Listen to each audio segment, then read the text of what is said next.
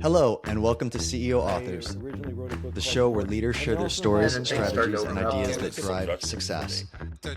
I'm your host, Carl Taft, and today I'm excited to welcome. Hello, and welcome to CEO Authors, a show about the ideas leaders put into the world and the experiences that shape them. I'm your host, Carl Taft, and today I'm excited to welcome Sidney Evans, an international authority on branding and communications. Sidney is the founder of Brand Vision Global, where he helps companies and individuals clarify their message and build strong, practical brands. He's written for publications like Forbes and Branding Magazine, interviewed more than 50 CEOs through Branding Mag's C-Suite series, and is the author of the #1 Amazon bestseller, Run Your Own Race, 12 Steps to Building Your Powerful Personal Brand. With a background spanning corporate training, a decade as the voice of Dodge, and mentoring entrepreneurs around the world, Sidney brings a thoughtful, minimalist approach to branding, guided by his mantra, dream, create, win. Sidney, welcome to the I love show. it. I love it. Thank you. I love that opening. Thank you. Thank you so much for having me. I Yeah, appreciate it. yeah, you are too kind. So, I used to say that you're where you're at now and all your experiences kind of participated or played a part in what you do, right? And you have a very extreme broad background, right? Mm, Pharmaceuticals, corporate agreed. training, voice of Dodge. Mhm. Talk to me about that. How did all this kind of culminate and shape, what you do now and who you help? Yeah. Well, first and foremost, thanks again for having me. I really appreciate it. You know what I always say? I always say that you have to figure out who you are at your core. And so at my core, I'm a teacher. So if you look at my experience, I started in pharma, but I was in training, right? So I was essentially teaching. So from that first stair step, I started leaning more into emotional intelligence and personal development. So from that, I really started to understand the power of helping people understand who they are. And from that, then I went to voiceover, right? So I've been the voice for a lot of different brands. So it's allowed me the opportunity to step out of myself and also understand what other people like as well, right? So because voicing for Dodge and ESPN, AT&T, I've had to literally transform into other characters. And so that's been super valuable for me to be able to understand not only who I am, but who others are. And that's what led me to DISC training, right? So then DISC, if you think about DISC, which is a training personality assessment model that a lot of corporations use. What that teaches you is truly, truly who you are at your core, but also understanding who other people are at their core. And what it does is it disallows you to make value-based assumptions, right? So if you think about a model like DISC, it really, truly helps you understand who you are to most effectively interact with other people. It's really good. It's like knowing who you are, right? If you know who you are and you know where you're going to go, then you at least have a clear path as to maybe how to connect it. But if you're not Absolutely. true to yourself, right, and or if one of the bookends is wrong, right, your goal is not right, and you don't know who you are, it's hard to connect the dots between the two. I think is that a fair statement? It's totally fair. I mean, what's the famous quote is knowing yourself is true wisdom. Knowing yourself is really true wisdom. So it's totally, totally fair statement. Yeah, yeah. I heard you in another, an early talk about a story about horses wearing blinders in races. You know, you know where this story came from, right? Go ahead. Yeah, tell, Yeah. please do. So it's funny that you bring that up because people always ask, where did you get the title for Run Your Own Race? And I tell the story that many moons ago, I was in New York City and I met this gentleman, and he was, he was a shorter gentleman. And I met him and he just had this big personality, like he lit up the whole room. So when I met him, I thought, man, I said, well, hello, what do you do? And we just started interacting. And he told me that he was a jockey in a Kentucky Derby. And I was like, that's really, really fascinating. And he said, I have a question for you. Do you understand why horses wear blinders? And I said, no, I'd never really thought about that. If you think about it, you never really think about why do horses wear blinders? And he Mm, said, so they can run their own race. And I'm telling you, it changed my whole perspective on yeah. how to truly, truly run your own race and not look to the left and to the right. And we're all guilty of it, right? We're all guilty of comparing ourselves to other people's journey. But when you run your own race, that's the most powerful thing you can do. Yeah, it's fascinating. I heard you talk about that, and then I also heard you talk about like how you help a lot of startups, right? And I used to help startups too. I used to be a mentor for Score, probably not at the level that you did, but I was involved in a lot of startups, started my own businesses, of Mhm. course, and helped others do the same. But it's funny what, like when you're playing the angel investor game, right? You're always thinking about like, you don't want to be too creative, right? Right. There's almost this line of like, no, we're going to do X, Y, and Z because those guys did X, Y, and Z, but we're going to spin it like this. Hmm. And then, there's a little bit of, there's differentiation, right? But there's still familiarity with that Hmm. because money doesn't like to have, too wide of a gap to bridge Hmm. sometimes, I would say. Yep. Do you see that a lot? And then how do you get guys? Do you ever find yourself like maybe having them move the needle back and forth, like, whoa, that's a little too much, maybe about this? There's you can still play in this space and be unique to you and your brand. Or talked about that. Yeah, I do. So I really believe in what I consider, what's the blue ocean strategy. So Okay. blue ocean strategy essentially states, I mean, it's essentially you have a big ocean out there, and so your creativity is all throughout that ocean, and you can go a lot of different lanes in that ocean. But you also don't always compare yourself to your industry. So I always encourage brands and people to look at other industries, right, to think about different ways to do things. So that's another strong approach for startups as well. Yeah. And how would you suggest maybe for the corporate types or just the individuals out there that are thinking about like, okay, what's my end goal, right? And I'm Mhm. I'm trying to keep up with the Joneses here. How do you first identify, authentic self Mhm. and goal is and what you want, and then maybe how to achieve that. And I know that there's a lot in that question, but Mhm. just give our listeners some high points here. Okay, so let's start here. So, you should always start with the end in mind. So what are you actually trying to achieve? Like it's super super important that you really think about what are you trying to achieve. I can't tell you how many startup founders that I meet, and you ask them one simple question, what do you do? And they can't answer that question. They literally can't answer that question. And I will say the most savvy brands and the most savvy people that I've met, they have literally a one line answer to what they truly do. You see, like, if you think about brands like Louis Vuitton and Polo, they're not really selling bags, they're selling luxury, right? So that's Right. what they do. They're selling a lifestyle. So what do you actually do and what do you actually want? So a lot of people believe they want one thing. And what I would argue is if you start drilling down with questions, they really actually want something else. Okay. So you're said business owner, right? You have your company, you're making a Mhm. widget, you're selling a service. You have some interactions with the customers, if you will. How do you identify that? Is it all just management by walking around, interviewing your customers, getting to know them better? Or is there some profound thought process that you go through that says, yeah, these are the customers we have, but we really want these customers? I mean, how does one go about that process? I work with a lot of entrepreneurs and business owners, right?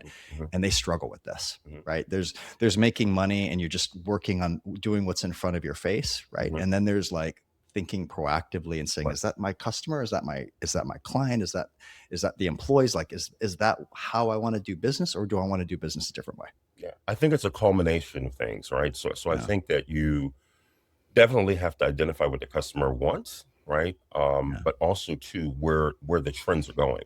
So if you identify what the customer wants, that's definitely totally key. But where are trends going? And what I find a lot of brands do, they're not forward thinking in that process. They're more reactive than proactive. And the second thing I would say is you have to be able to pivot. So a lot of people are locked in their lane and they I don't know. It feels like it's almost a mental block around pivoting because if they start with something, oftentimes they're emotionally attached to what they started with. But you have to allow yourself the ability to pivot. So you might start off one way, but it might end another way, or the business model might shift. And if you're not open to what that pivot looks like, you're going to be stuck a long time. So that would be, I would say, step one is to really be able to pivot, identify what your customers want, really be able to pivot, but you also have to listen to the marketplace because sometimes it's not your customer, it's just the marketplace. You have something that the market really technically doesn't need or want for that matter at a Right. given time. So if you're not listening to the marketplace, your customer and the marketplace, I think you're really setting yourself up for doom. Yeah.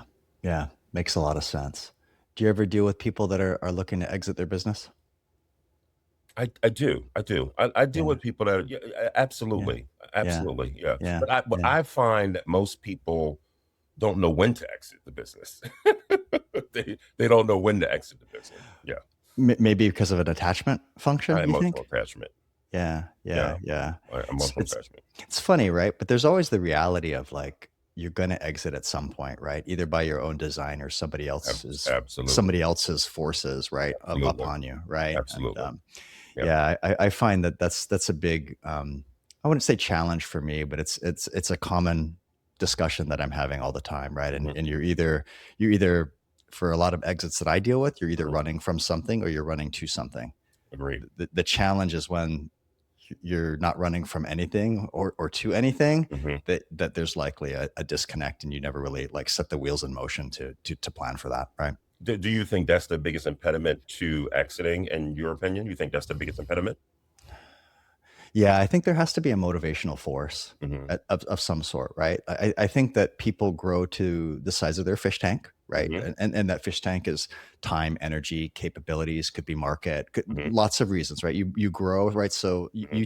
I think you call it I think you call it the acronym brand, and we can get into that in a second. But Hmm. I call it like start, scale, shine, and sell Hmm. from a business process. You know, Hmm. the four S's, right? So anybody can get into the business, right? That you usually like an electrician is a good technician. He can Hmm. start his business, right? Hmm. But the real trick is he a good manager and is he a good entrepreneur, right? And Hmm. strategist, right? Like the skill sets that might be lacking in his toolbox, right? Or her Absolutely. toolbox, right? So I, I, so as they grow to that size of the fish tank, then it's like, well, now I'm happy, right? Or I'm either hit a ceiling or a floor of some sort, and I'm just going to run it until my Until the life, wheels fall off, quite frankly. and until yeah, right, until the life clock, Hmm. runs out or what have you, and your personal story. And I hope I have this right. I hope my research is correct. But Hmm.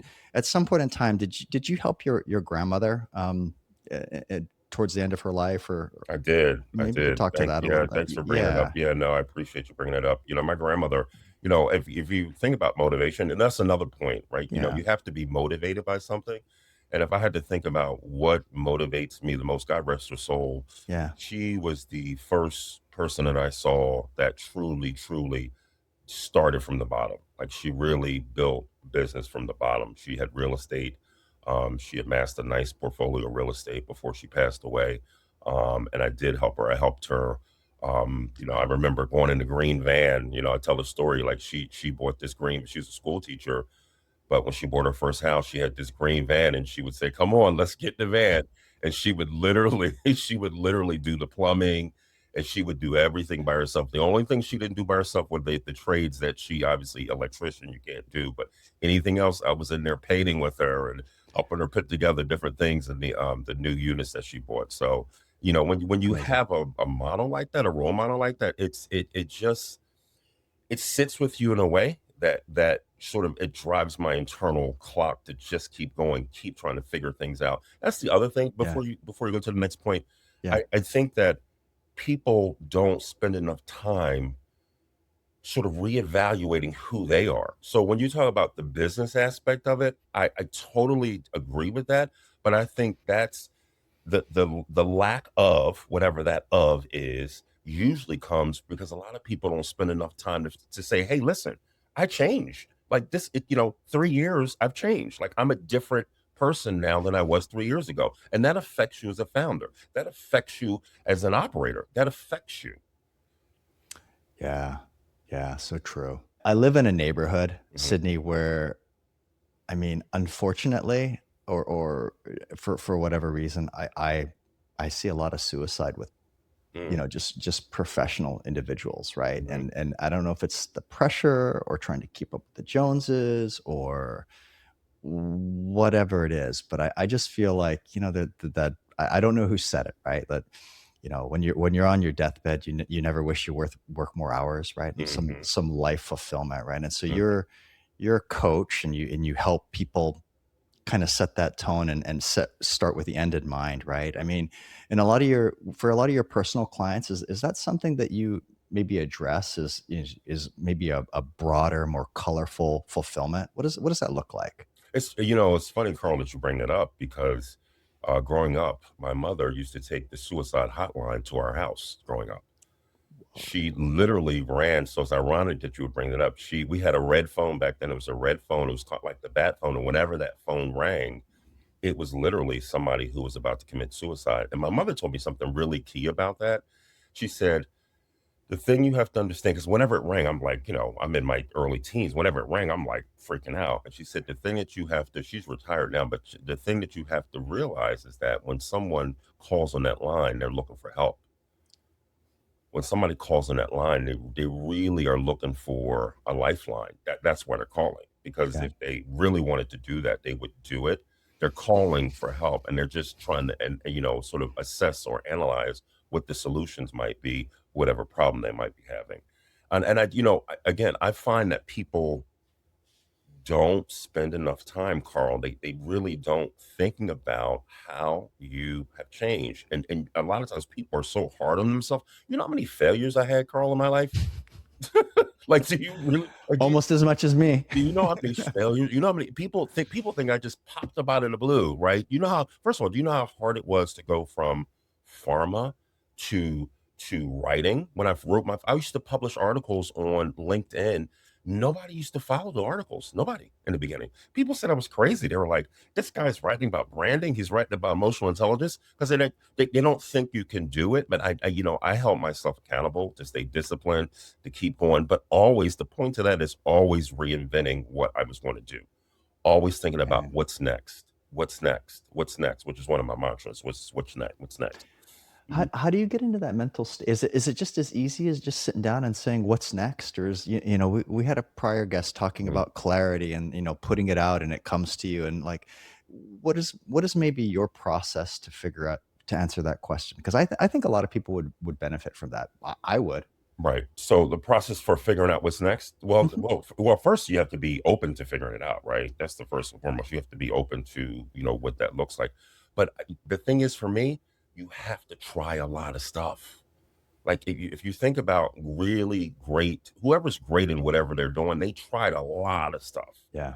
You have to really try a lot of stuff, and the stuff that you sort of gravitate to, you have to try it over and over and over again. Like when I look back at my very first article to the articles that I got published in Branding Mag or Mm. for whatever, the articles are night and day. My Yeah. writing style is night and day, because I just kept pushing myself over and over again. And by the way, I do a lot of writing just to write. I don't publish a lot. I have literally a file of things that I wrote that I don't even publish. Just to get better at it, just understand it. And I wanted to say one thing because I know your viewers want to say, well, what about AI? Because AI is here now. So what about AI? Thank you. What about Thank AI? you. So what I'll say is this: if you can do it on your own and master it, then you can truly, truly master AI. AI is learning from you. AI is learning from us. So if you understand the technical ability to be able to do something, AI only makes you greater. If you're leaning on AI just to do something, I would reevaluate that approach.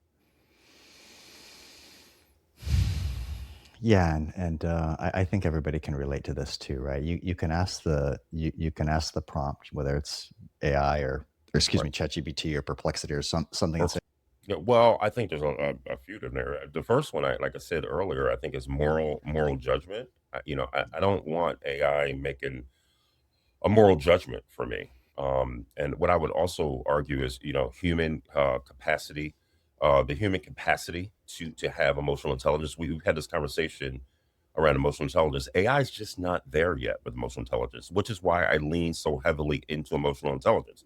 Like I literally changed my whole LinkedIn profile to say emotional intelligence is the new defining factor for leaders. Period. And I'm going heavy on this. I'm going long on it because I truly, truly believe that the next generation of leaders will be defined by how emotionally intelligent they are. yeah, it's like the pendulum swinging the opposite way from technology. It is. It is. If you think about it, Yeah, it really is. yeah, It's swinging the opposite way. But if you think about it, back in the day, we were leaning heavy on tech, right? Leaning heavy on technical skills, and the technical skills are great. But yeah. to answer your question, now AI can do a lot of those technical skills for you. A lot of the technical stuff it can do. What I would argue is that if you're in a technical space and you have a niche, like a really super defined niche, then you still have some ability to kind of get some push out of AI. But again, if you're just leaning on AI to do everything for you, just come on, that's just not Yeah. the way to go. Yeah. It's just not the way to go. Yeah. And a lot of people are doing that, but you can also, and I would argue, you can also tell. Well, at least I can tell the people that are doing that, right? The people that are just leaning on AI to do everything versus taking a little bit of time. Because you know what? I think you know what? I think a lot of people are honestly, they don't want to seem like they make a mistake. And what I would argue is making mistakes are beautiful. This is great. Like, I mean, you know how many times that I failed? You know how many times that I literally failed? Carl, do you know how many times that I failed? I'm going to ask you again. You know how many times that I Yeah. failed? I mean, when you were saying it earlier, like, not to make this Yeah, about this is your yeah, interview, not mine, but yeah, yeah. we were pretty successful in a previous Right, venture, and we walk around town and people be like, "Oh man, must be so lucky to be you. It's so easy. right. You're so like whatever." And in private, it's like, you have no You idea. have no idea. You have Yeah. no clue. You have Yeah. no clue. Yeah. I'm literally feeling you through the through Yeah. the Yeah. Yeah. podcast. No, I get it. I Yeah. totally get it. Yeah. I totally We'll get do it. we'll do And our secret handshakes after we stop recording. Yeah. Yeah. absolutely, absolutely. Yeah. Yeah. Hmm. Yeah. I was just thinking when you're saying that perfection and there's Columbo, right? I Mhm, mean, gosh, I doubt many of my mhm. listeners are going to know Columbo, but there's I know there- Columbo. there's there's value and there's something familiar and comforting about being a little imperfect, right? Clumsy. Mhm. You trip on something, and then he gets his Absolutely, detective and he goes through. And I absolutely. think there used to be that study, right? If you make the face symmetrical, people Mhm. people have a weird take on it. It's That too was perfect. Time Magazine actually did Yeah, that. was it? Okay. Yeah, Yeah, yeah, It was Time Magazine. But what you're actually speaking to, the word I call for that is authenticity. So I think the one thing that's missing, and again, back to the AI conversation, the one thing that's missing is love it. a lot of people lack authenticity. The people gravitate to people that are fallible, people that make mistakes, people that, you every now and then you have a, whatever, a misspelling, or you maybe quoted something wrong, or like people want to know that you're human and humans are fallible. And that really lends itself to people want authentic people, in my opinion. Is that the same thing? I mean, I feel like it's almost of the same cloth or coin as like trying to keep up with the Joneses, right? You're not authentic in that case, right? There's something else, and it's a little fictitious, and it's kind of fake, but you try to do it right. Like, oh, I want the Ferrari, or I want the whatever, and I want the 3 week vacation lifestyle, flying first class. Mhm. But maybe that's not what you really want because that comes at a cost. Um, at the job with maybe loved ones, etc. And you would rather, I don't know, become a farmer in Hawaii growing vegetables, in your late 50s and beyond. But how do you find that authenticity, right? Like when you're trying to keep up and move and you got bills to pay or whatever and your head's down, again, is it just reflection and asking the question? Or is there some secret sauce? Well, I mean, the thing is, what are you willing to sacrifice? What are you willing to sacrifice? What I would ask, like, Yeah. what are you willing to sacrifice? Because I know a lot of people with, Ferraris or whatever it Yeah. might be that that have sacrificed way more than they thought they would ever sacrifice. So Yeah. what do you Good really point. want? What do you really want? And what are you willing to sacrifice for what you want? Are the two questions Yeah. that you really have to ask yourself. Because I can tell you one thing. Oftentimes, when you get to where you think you're going, you're like, is this it? Like, Yeah. is this what I've been literally Yeah. working all this time for? Like, I remember when I got, and not discounting anything, because I'm super grateful, because I think gratitude is one of these things that we don't lean into enough. And Yeah. I am 100%. always super grateful, even for the mistakes. I'm grateful for the mistakes and the losses. Love it. You have to be grateful for everything. But oftentimes, like, when I published the book, Run Your Own Race, like, I was like, amazing. And I was like on this high, and I published the book. And then I was like, man, okay, so now what, like, like, what's next? What's next, baby? What's Yep. next? Like, Yep. and so that's why what's next is one of my mantras. In fact, Oh, I love it. when I was moderating the C-suite, and and I interviewed over 50 CEOs, that was my ending question. And that it's really funny because a lot of CEOs would say, in a laughing way, Disney World or something like that. I said, no, no, that's we're not doing the Disney commercial. But what's next? And I always purposely framed the question as open ended, on purpose, because I can tell you something. And Carl, I want you to try this with some of your people. You say, "What's next?" And if you keep it open ended, it will tell you exactly where somebody is in their headspace, exactly where they are. You don't lead them at all. You don't lead them at all, because what happens is when you say what's next. I mean, well, so most people go, "What you need? What's next with the business?" What? No, I just said, "What's next? What's next?" It's golden. Like, yeah, just what's next, and it'll tell you exactly where they are immediately. Love it. Love it. That's great.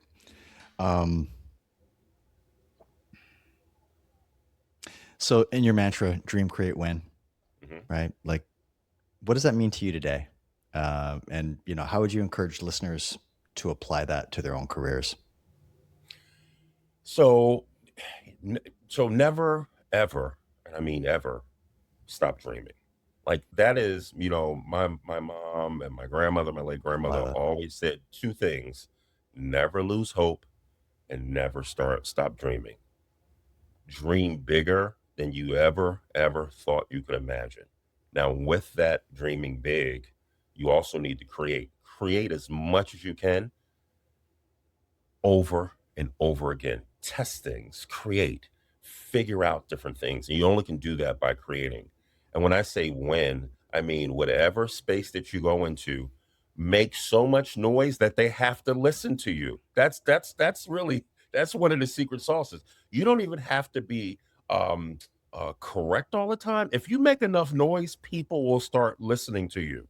I love that. That's just kind of what happens. You just have to make enough noise, and that happens through discipline, and it happens through trying things over and over and over again. Now, I will say this: one of the mistakes that I think a lot of founders make is that they're going in too many different directions. And there is I believe it's a Harvard study that says you only the greatest brands and businesses have what's called the power of three. They do three things really well. So if a Fortune 100 company does three things really well, do you really think that you can do eight things really well? With all the resources that a Fortune 100 company has, do you honestly think? And I mean, listen, I believe in myself like you wouldn't believe. I believe in you, Carl. But I'm just saying, if you're trying to do eight things, it just Right. doesn't work. So focus in on one or two Yeah. things and make a lot of noise when you do it. That's a really good point, actually. It's and I teach some of the sales guys in our Mhm, organization. I talk to them about like just do the activity that makes the phone ring. Like mhm. all you're trying to do with your sales muscle is work it and get better at it and experiment at it, right? And the only way you're going to do that is just with uh, uh, the right amount of activity. You Mhm. can't do it with an N of one, right? And Correct. maybe an N of a million is too much. But there's Right. some happy medium that like, okay, now I got it. And you can hone your craft and then you can go on to the next thing and the next thing, right? Absolutely, absolutely. But And yeah. so when I was at I was at one of the largest pharma companies, and when I started off, I started in sales, Okay. like literally door to door, Yeah. selling these pharma products. And I mean, you know how many no's that I got from doctors that are like, I don't another pharma, like I don't like, nope. And so we had one of our processes where we had a script. And so I used to take that script, I used to read that script, I would know the script in and out. Yeah. But guess what? I created my own script. I pivoted based on who I was talking to. I was doing this back in my 20s, you understand? And that's how I got to be a corporate trainer, because I understood that you have to know the script. Again, like AI, you got to know the stuff first. But if you know it so good, if you know it inside and out, you're able to customize it to what that person wants to hear. Correct. Oh, I love that. I love that. I've done things similar, and it's all about like knowing to your point, right? Know your audience, Hmm. and then cater that. Use the emotional intelligence, your Hmm. distrain, whatever it is, Hmm. to say, oh, that person is wired this way, and I need to appeal to him this way. Um, Absolutely. And be authentic. yeah, yeah, And be yeah. authentic, Right. because sometimes it gets a little robotic. The one thing that that really gets me nuts is when things feel robotic. Like I'm just like you see me, like I talk with my hands. I've done a lot of keynotes around the world, and I'm used to being on stage. So Yeah. for me, I just don't like the robotic stuff. Like, I mean, make it authentic, test it out, and never be afraid to fail. That's one of the tricks, by the way, is never be afraid to fail. Easier said than done. I know. Easier said than done. You'd be shocked. I couldn't agree more. You'd be shocked how many people are scared to fail. Yeah, 100%. It hurts. I mean, Mhm. Hertz, right? Mhm. So Well, in listen, in voiceover, right? okay, So I can okay. take you to voiceover for a second. Let's do it. I was the voice of Dodge for many, many years. Yeah. I've done over 1,000 commercials, literally probably in the thousands of commercials. Dodge, ESPN, AT&T, Disney. You know how many no's that I got auditioning for voiceover? You want to talk about no's? You want to talk about hard no's? Go into acting. Like Mic go into drop. acting. Yeah. No, go into acting. Okay, there is no harder no because they don't hug you on the way out. They just No go no. attaboys. Yeah. There's just Yeah. nope. That's it. And to keep going and keep going. And by the way, when I got into voiceover, I didn't book for the first year. I didn't book one thing. In fact, I don't tell the story, but actually I think Tell it's in me the book. that. I don't tell it. So for one solid year, this agency had signed me, a major agency, signed me. Imagine 1 year in New York City, and this is back when this wasn't video stuff. You have to walk to the freaking casting director. So one solid year, I'm going, didn't book one thing. And I never forget, I said, I went to the agent, called a meeting with the agent. I said, Phil, my agent at the time, I said, Phil, listen, I'm so grateful that you believed in me. I believe in me. I'm just not booking. I'm not booking anything. And you know what he said? He gave me some of the best advice. Another great pearl. I would call it a pearl. He said, when you leave the audition, leave the audition. That was like run your own race for me. Changed my whole perspective. Now, let me relate that back to corporate for you. How many times do you have a call that didn't go well, or you have an interaction that didn't go well, and you take it to the next interaction? How many? We all sometimes do that. But I tell you, he's when you leave the audition, leave the audition. Start every interaction clean with an open mind and give yourself and the other person the opportunity. Love it. So yeah, no baggage, and you got a better aura, a better sense when you go into the next one. Correct. Yeah. I agree with that. I think you have to be clear of mind and body, if you will, going into that sort of thing. So over the course of the year, though, I imagine you got better at auditioning. I mean, I presumably. booked Dodge. Yeah. Maybe. I mean, a book. It's a small little company. Yeah, just a small little company. Yeah, no. But I did it based on that advice because I went into that audition, put everything on the line, wasn't scared to fail. Again, all of the tools that we're speaking about that, people, founders, businesses do on a daily basis, like that's really what you have to do in life to make it. Yeah. You just cannot be afraid to fail. Yeah, my chemist brain takes it to like, every reaction has an activation energy, right? You have to get it and then the reaction goes, right? Like, so you have to give it so much energy to get it go. And the simplest maybe thing that we could all relate to is just boiling water, right? Water does not boil at 99 degrees. Well, depends on your altitude, but 99 degrees or 211 degrees. When it hits the 212 or the 100 degrees Celsius, then it goes, right? And it's like, you have to have all those reps and push and get the momentum behind it. And then at some point things start falling in your favor, right? Absolutely. And it's like a domino. Yeah, exactly. Domino. Yeah. Exactly. Yeah, that's great. So, what's next? Good. That's a good one, Carl. Good one. That was a good segue. I like that. So listen. So I'm doing a deep pivot here to emotional intelligence. Love it. Still doing personal branding. Still doing branding for companies. Another book is coming out. I have an ebook coming out. So I'm going to do a lot of work to try to help people, give people the tools to really master emotional intelligence. I'm really, really going all in on emotional intelligence because, like I said, I believe the next generation of leaders will be defined by how emotionally intelligent they are. I love that mission.